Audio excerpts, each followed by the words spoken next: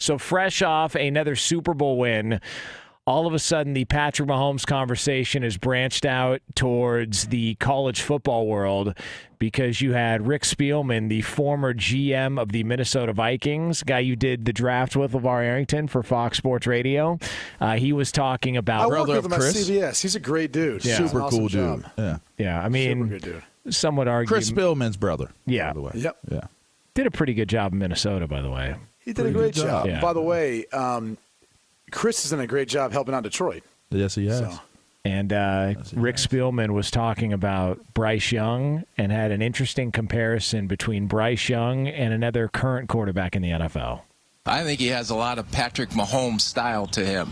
And by that, I mean he is one of the best off-schedule throwers that I've seen coming out of the collegiate game. He does a great job for a small quarterback with his vision down the field, his anticipation and the way he throws the ball and he throws receivers open. Now, if this guy was 6'1", 210 pounds... There are no conversations about it. No, he's a generational type quarterback, in my opinion.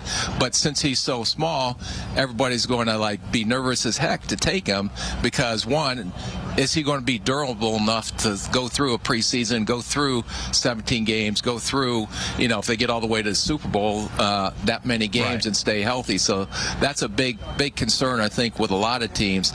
So that was the former GM of the Vikings, Rick Spielman, with the First Pick podcast talking about Bryce Young. I mean, listen, this is the guy, Brady Quinn's been tooting the Bryce Young horn for years now. I was surprised that they were throwing out his measurables, and it was, well, if he was 6'1", 210, he'd be a generational type quarterback. So that's what the big hang-up is, because he's if he could just be 6'1", 210, otherwise it's all weird, the other talents are there. But that's what measurables have always been super important to evaluators.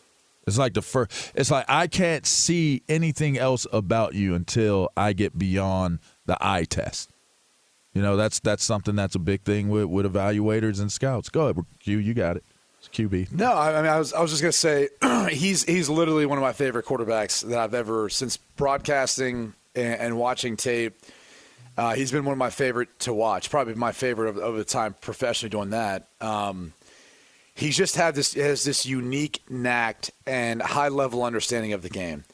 When you watch him, whether it's playing from the pocket, his ability to manipulate defenders on defense, throw into windows with timing, with anticipation, with accuracy. And then a lot of the stuff Rick talked about are things that, you see him do. And it's so hard to even compare him to Patrick Mahomes because he's even different than Patrick. I think he does as good, probably maybe even a better job, at least when you're looking at them both as college prospects, navigating the pocket. And how Bryce is able to do that. I mean, he's not the fastest guy. I bet he could probably run a 4.6. He might be a 4.5 guy. But the way he runs, he's so smooth. He's so good at being able to set defenders up, buy time, keeping his eyes downfield. He throws, I think the one thing that's comparable, it's not so much the arm and the way their arm is able to spit out the football. It's the way that Bryce Young can be in a really awkward position and still throw the football. Ideally, if you're a right-handed quarterback, you step with your left foot. You go fire your right hip and your arm through. He could have his right foot facing forward and kind of have his left foot backwards and just kind of flip the ball out there. He's just got this really interesting way of being able to distribute the football. Very much like a point guard. And one of the things that Rick has said, and I don't believe in that clip, he kind of compared him to Steph Curry. That if he's got the talent of Steph Curry in the sense of, are there going to be durability concerns? Sure. And there's been durability concerns with Steph Curry even at the NBA level.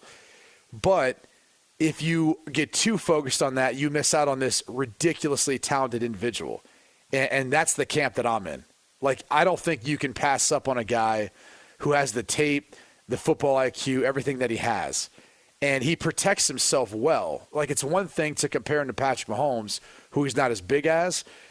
I think as far as size-wise, he's not even as thick as Tua Tagovailoa, but you see some of those similarities as far as the ability to extend plays and make more out of something. The difference is I think Bryce does a better job of getting the football out and protecting himself. So I think the world of the kid. He's the best quarterback in this year's draft class, in my opinion. But you're going to have a lot of people who are concerned about his size. And that's just the nature of the beast. When you guys watch him, do you come away with, yeah, but he's too small? Because I know like that was a big knock on, say, Manziel, Tua, obviously Kyler Murray. I never like watched Bryce Young and thought, he's a really small guy. But all the other guys I did, does he play bigger than what he actually is? Bryce Young, in my opinion, my humble estimation, is a better quarterback coming out of college than probably any of those names that you just named. Than Tua, right? Tua, Kyler Murray, in which Kyler Murray put to bed the whole conversation of being too small, right? He went number one. He's too small. Like that's by measurement, by whatever the prototype of what you're looking for is, Kyler Murray falls well out of what that model is. Now the question becomes the type of coaching staff that you have, the type of city that you're going to, the type of GM that you have, and what is your appeal factor, right? Is this a marketable guy? And I would 100%, and it's funny that would be something that you have to look at, right? I met Bryce Young's family the other day at the Super Bowl, and his dad asked me, he was like, well, what's the word that's out on him? What can he do? And I said, sir, your son has already proven that he can play the game of football and play it at a high level. I said, the next biggest thing is how marketable is he? And he goes, well, how marketable is he? I said, sir, your son took over a white family in Fansville and told the kid that your family is mine now. And everybody loved the commercial. I said, there's nothing that Bryce can't do. You're going to be fine. We all started laughing. You ain't catch that, the commercial? He took the kid's family in Fansville, the Dr. Pepper commercial. Yeah. You didn't see it. No, I didn't. But anyway, you don't watch TV. No. But the idea of it is that he had a national commercial. Hold on for a second. Marketability is one thing. Like, he comes from Bama. He's a smart, articulate kid. Good-looking kid. And all that. Super smart and articulate. I mean, look, drafting him. That's a part of the equation. It's a small part. Like, he's got to play and play well in order for all that to be the case. Yeah, 100%. And that's the point. Like, I think everything that you just said is it's the most relevant aspect of it all, right? Is if you can't play, then it's not even a conversation. That conversation has already been settled. Bryce Young can play the game. So now it becomes, is he integratable into what it is? Like, the first team picking is who? Chicago? I mean, they don't need a quarterback. So now who becomes Jonas? Are they going to take him? Well, I mean, Jonas? If he's this good, Jonas? If he's this good, is that where this was heading? Well, no, not at all. But I mean, if we're on the topic, look, this coaching staff didn't draft Justin Fields. This front office didn't draft Justin Fields. They have no ties to him. So if they really wanted to start this thing fresh and start the clock on a rookie contract, and they believe this guy's the goods as everybody says he is, why wouldn't you take him? Yeah, I don't think there are any markets, I guess is what I'm getting at, where you don't feel good about him being your number one guy. I mean, it's as much as, again, the playing part of it has to be the main part. If the kid can gig, he can gig. But you don't want to bring in a guy that has question marks. You just don't. You don't want to have a loss take place with a draft pick as high as number 1 or number 2 or number 3 and have question marks surrounding that especially when character is called into play at the quarterback's position. You just don't want that. So to me, he checks off all the boxes.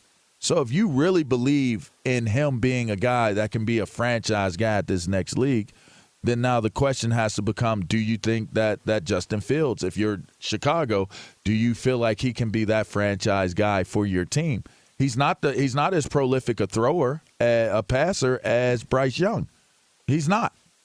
better runner, maybe, possibly, probably a better runner. Is Definitely a better runner. Bryce Young a better prospect than Justin Fields coming out? Yes. Yeah, easily. I mean, easily a better prospect coming out, easily.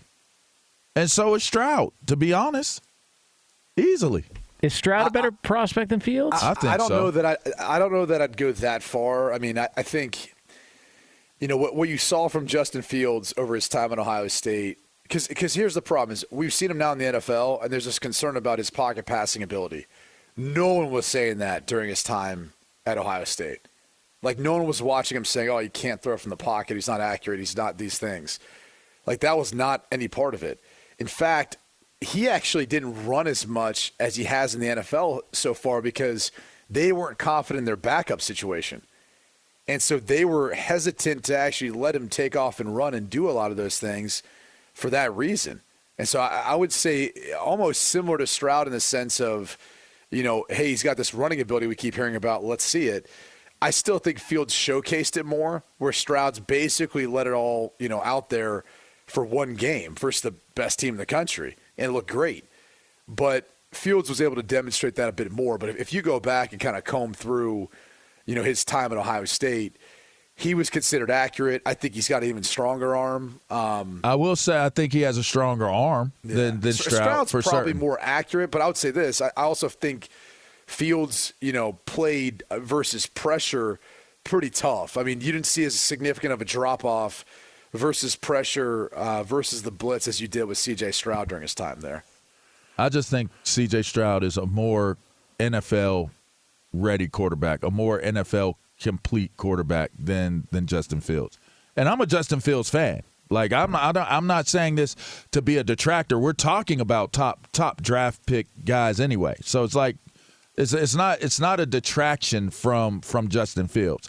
I'm just saying I think they're both Bryce and Stroud, to me, are better prospects coming out.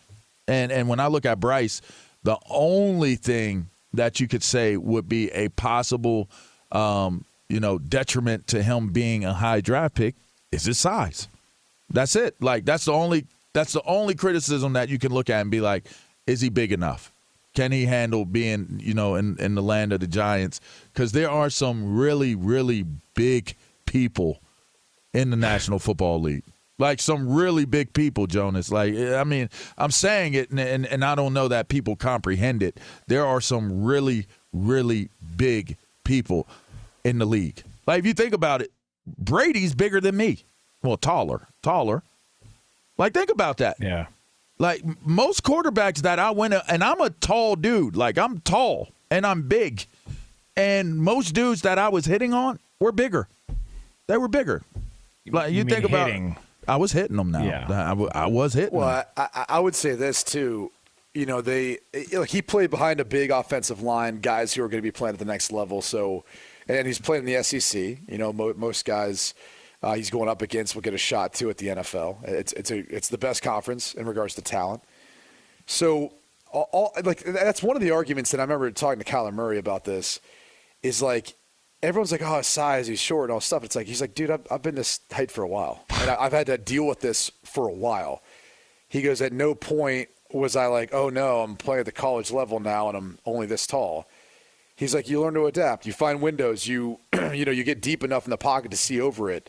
There's ways where you adapt your game around it. Bryce Young's done the same thing. Now I think he's a little taller than Kyler Murray, but not much taller. And he's not the same type of athlete. I mean, Kyler is dynamic running. I mean, he can legitimately turn the game around running the football. Bryce can do that to a degree, but not the same type exactly. The difference, I think, is just the way Bryce plays the game and the way he sees the game. Like, I'm telling you, he's on another level. He will walk in day one and be able to pick up, absorb, and spit back out any offense he's in. It's not very often you see rookies able to do that. I promise you he will be able to do that. He's just got a different sense and way of playing the game. I'm telling you, he's a special, unique talent.